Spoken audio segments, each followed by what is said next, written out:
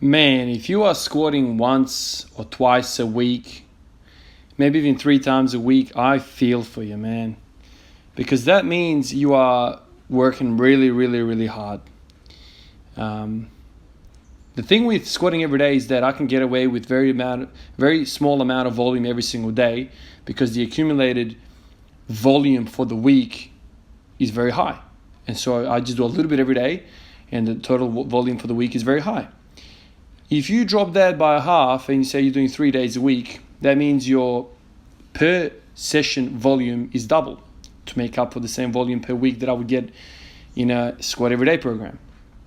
If you are squatting once a week, man, some of you guys have said that you squat once every fortnight. Man, what sort of crazy shit is that, man? Like, how much volume can you do in a single day, in a single session? Man, I heard Tom Platz talking about him training like once every fortnight. And you saw what he had to do to make sure that he damages himself enough to have protein synthesis go for 2 weeks, which I completely disagree if you're a natural athlete.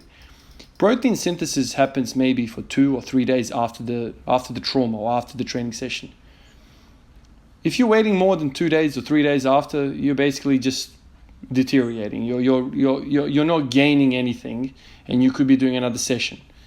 If you're enhanced and you've got all sorts of peptides in you and steroids and all that sort of stuff, and you can prolong this stuff to go for 2 weeks, then I get it. I get Tom Platz. I doubt it. Anybody naturally could have benefit training once a fortnight. But let's just rule all that stuff out and just talk about the workload. Ouch is all I want to think about, man.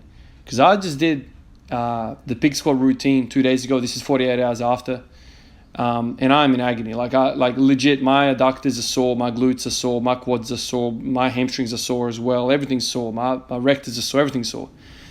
So if you are doing something like this once or twice a week with the amount of volume that you would need to do to keep going, man, I understand why people hate leg day, man. This is just brutality. Like, you just can't walk. You can't. Yesterday at work, I was making old man sounds every single time I was sitting down or getting up or doing anything with my legs. I'd be like, oh, like that sort of stuff. People are saying, man, what the hell's wrong with you, man? Like, you snapped up.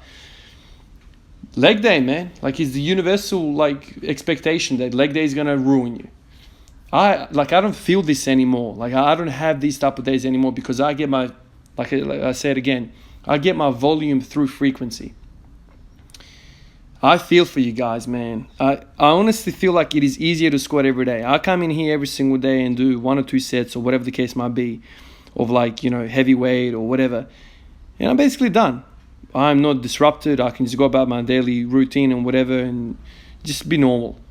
But when you have such massive workload, so you've got one allocated day where you die, and for the rest of the week you're recovering. And then again, you die, recover, die, recover, die, recover.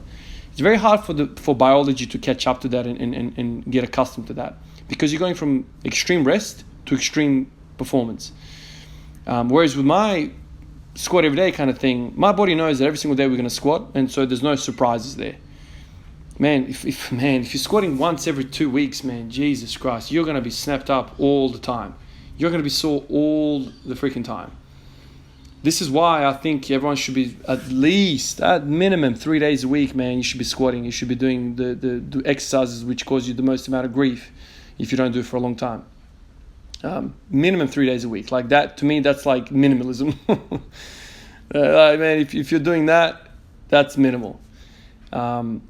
Basically, I feel like those filler sessions. So think about it like this. You're squatting every day, right? Let's just picture squatting every day. But really, you're only training 3 days a week. Only 3 of those sessions, you're going balls deep. All the other sessions, you're just chillaxing. You're just coming in, warming up, going to a comfortable 80% one rep max, and that's it. And then you're calling it quits and you're going. That filler session, that nothing session, prevents you from being sore. It just does something. It keeps the muscles moving, keeps the lactic acid moving, keeps the blood flow, the waste products coming in, and nutrition coming in. It just keeps everything fresh.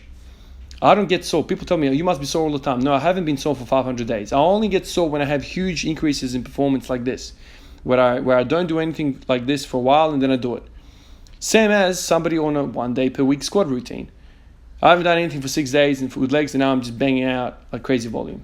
Man, I literally feel for you people who are doing this.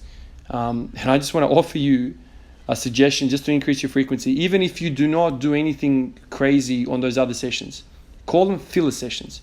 You come in and just freaking warm up. Just warm up with the bar, squat the bar for 5 sets of 20, and then piss off and do something else. Chest, back, biceps, whatever you want to do. I think that will reduce soreness. I kept thinking about this as I was going through the session today.